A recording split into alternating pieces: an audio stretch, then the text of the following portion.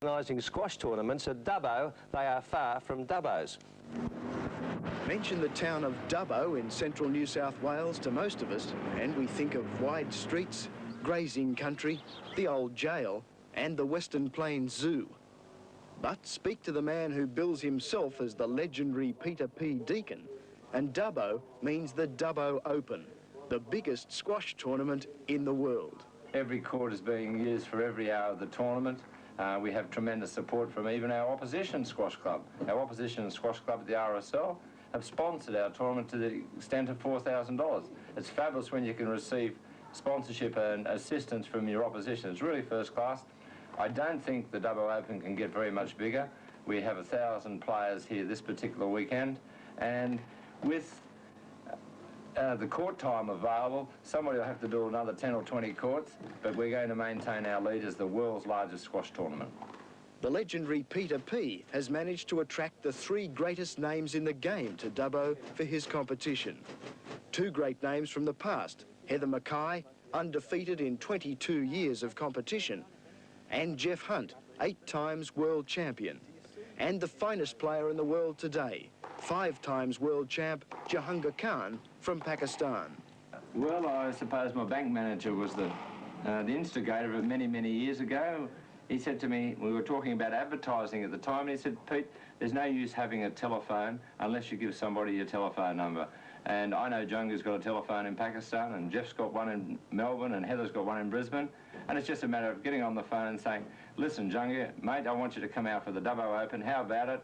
And we'll talk about the dollars later on. And normally they say, yep, let's do it, and away we go. Peter P. Deacon, he just does a fantastic job here, and as you can see, everybody has a great time, and that's why the tournaments here are so successful. He just does such a tremendous publicity job, getting everybody together, not just the top people, but right down to the, you know, to the beginners, basically, and they're all here enjoying the tournament. I think it comes down to one thing and one thing alone, and that's Peter Deacon. He's a good entrepreneur. He's gone out and attracted the likes of Jahangir, Heather Mackay, myself to come to Dubbo.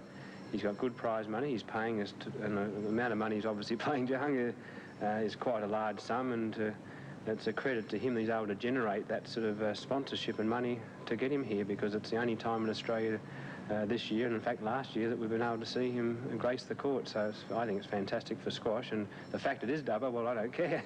We've had a tremendous business relationship over the last 10 to 15 years, I suppose, and we've been able to attract them here to our centre. We're really thrilled indeed. None of the other city centres are able to do anything like this. I don't even think they're game to have a go. But the legendary Peter P. had a go, and he persuaded Jahangir Khan not only to come and play in the Dubbo Open, but also to play a special exhibition match against Geoff Hunt. Now retired and aged 39, Hunt was the last man to beat Jahangir, and that was in the final of the British Open in 1981. A trip to the old Dubbo jail will give you a pretty good idea of what it must be like to play against the mighty Jahangir Khan. Over the past 5 years, more than 600 men have tried to match their wits with squash's executioner, and every single one of them has taken the drop. Not only has Jahangir not been beaten since the 1981 match against Hunt, he's never even been extended to 5 games.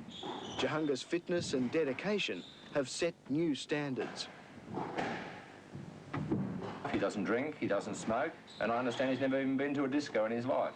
Sounds amazing, but it's a puritanical existence where all his energies are devoted into his sport itself. I know myself, I had a period of time where I think I went through for over 12 months without losing, and I thought that was pretty good. But his effort to go on for so long is tremendous. No, he's a great player. He's got everything that you really need to make a tremendous player, and probably mentally tough is the prime important thing. Craig Simic, a promising Australian junior, won his first round in the Dubbo Open, and found to his delight and dismay, he'd drawn Jahangir in the next round. And I thought I was playing really well at the start, but I knew I wouldn't be able to keep it up. That's all Jahangir does in the first, is to make the other person run. And I can't keep running at that pace. For those who made the trip to Dubbo, the sight of Jahangir in action was well worth the effort. To Jahangir himself, it was another milestone along the road which is taking him to sporting immortality. I know it's for 5 years. I don't know how long it's going to be honest, but I will keep trying to be on there, and let's see what happens. Yeah, and Peter Deacon, obviously a legend in his own racket, and congratulations to you. And amongst that galaxy of talent, there was, as you just saw, the man who's regarded by many as the outstanding champion in any sport in the world today. He's simply the master of his craft, the mighty, the unbeatable world champ, Jahangir Khan. We're going to meet him tomorrow on Sports Sunday.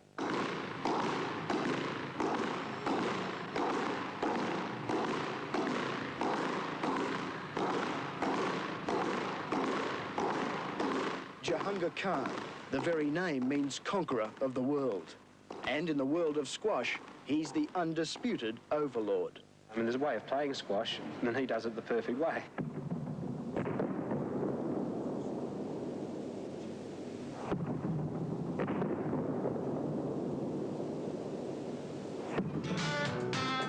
That few, if any, have a record to compare with the champion we're about to meet. His name is Jahangir Khan, and at the game of squash, he has no equal. In fact, there's no one who can even come close to cleaning his shoes. This young man is in a class of his own. And Patrick Lindsay caught up with him when Jahangir took part in the big squash tournament at Dubbo in the west of New South Wales last week.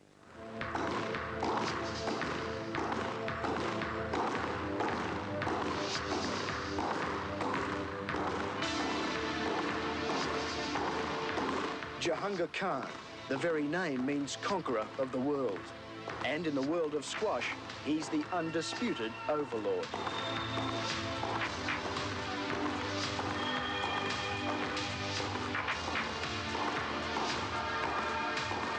On this earth, three things are certain: death, taxes, and Jahangir Khan winning at squash.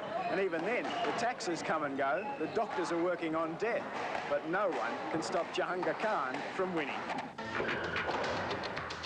In the last 5 years, Jahangir has played in over 100 tournaments and more than 600 matches, and he's won every single time.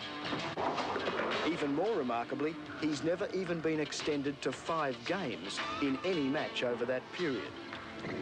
The last time Jahangir was defeated was in the final of the British Open in 1981, when at the age of 17, he lost to Australia's 8 times world champion, Geoff Hunt. It was a really close match, and this was in the British Open, and this was my first year in the final of British Open. Although he was winning 2-1 up, but I think I had a chance to win the 4th set, and I think I could have won that match if I played with the experience and more determined. But I think he achieved more for me because he was more experienced player. He was very determined, and he never gave up. Although he was very tired in the match, but he was a good fighter, I think. I mean, there's a way of playing squash, and he does it the perfect way. And you notice when you watch him play, in comparison to other players, is that every time he gets his racket to the ball, he's able to put it back to a good position. I think this is a sign of an extremely good player. Jahangir comes from one of the world's most remarkable sporting families.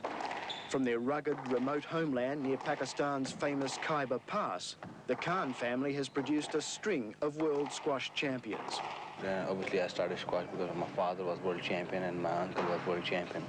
And everybody was playing in my family, so that's how I started playing squash. And I wanted to do the same thing, but they have done it in the past. I mean, my family has won the world championship for nearly 18 years, 19 years. When I was 15, when I won the world amateur championship for the first time, and I was the youngest ever to win that title. And then I realized that I can be a top class player, but I wasn't sure that I would be world champion that time. The spur which led to Jahangir's extraordinary reign as world champion was the tragic death of his elder brother Torsham, who collapsed and died while playing in the Australian Open in Adelaide in 1979. The family later discovered Torsham had been hiding a serious heart condition. It was a big shock in the family. It was for me as well because I was living with him and he was very close to me. I didn't play squash for nearly 4 months. I gave up completely up, and my family has pushed me up to start again, and they want me to do his ambition. And that's why I started again, because I wanted to do his ambition. That's all. I used to learn from him a lot, and he was sort of my sports hero.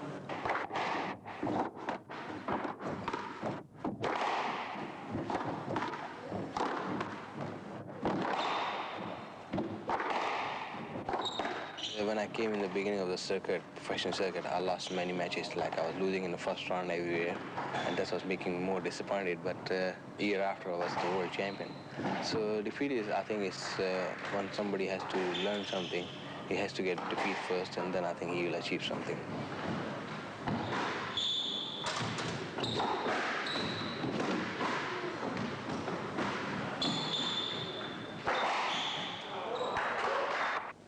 Jahangir's record of dominance and the pressures it brings can perhaps only really be appreciated by the greatest female squash player in history, our own Heather Mackay, who retired undefeated after 22 years of competition. It gets worse as it goes on. You know, when you first start off and you have a few wins and a couple of years you're undefeated, but as it goes on, it really gets to you. And I think Jahangir's in another class by himself because particularly with the men, the competition is that much stronger, I feel, and he's going to find it harder and harder to maintain that top position, I think.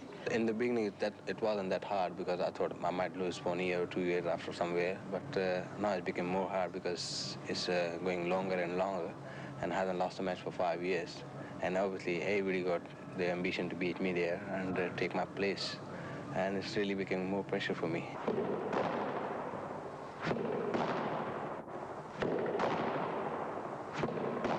Mostly Pakistani players are from our family. They are natural ability they have, but they have to work hard on their physical fitness and others. Like if they have to work on the court work, like ball control, they have to bring, and they have to do a lot of practice on the court. Practice is the most important in the games, and I mean, to be honest, if I don't work hard, I won't be on this place, you know. And I have to really work hard. I do about 5-6 hours every day when I'm working hard, and I have to take everything in it, like running, squash, gymnasium, swimming, that sort of thing I do.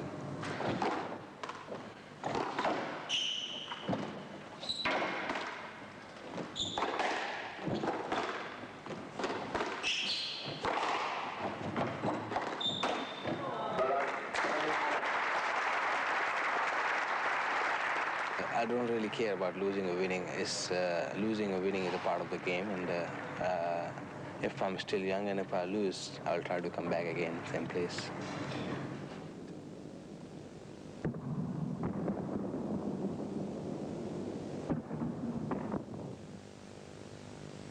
I've been waiting to see a story on that man for a long time. I say man, he's still only a very young man, Jahangir Khan, and it was great watching him there, even in that brief spell hitting up with Geoff Hunt there. He never had to move, did he? He was always in control, maybe, you know, one step one way, one step the other, and the other fellas doing all the running. Yeah, I guess it's the usual thing that you say about a sportsman who is very good. They always look as though they've got time. He looked as though he had it. He was just making it easy, wasn't he? Yeah. I mean, Geoff was doing the running and he was just dictating the play. Yeah. It'll be a long time before someone can beat him, I think. Yes, 5 years he's gone so far. Looks like it could be a lot longer. Yep. All right, Jahangir Khan that was. Stay with us. Here on Sports Sunday, we've got plenty more still to come.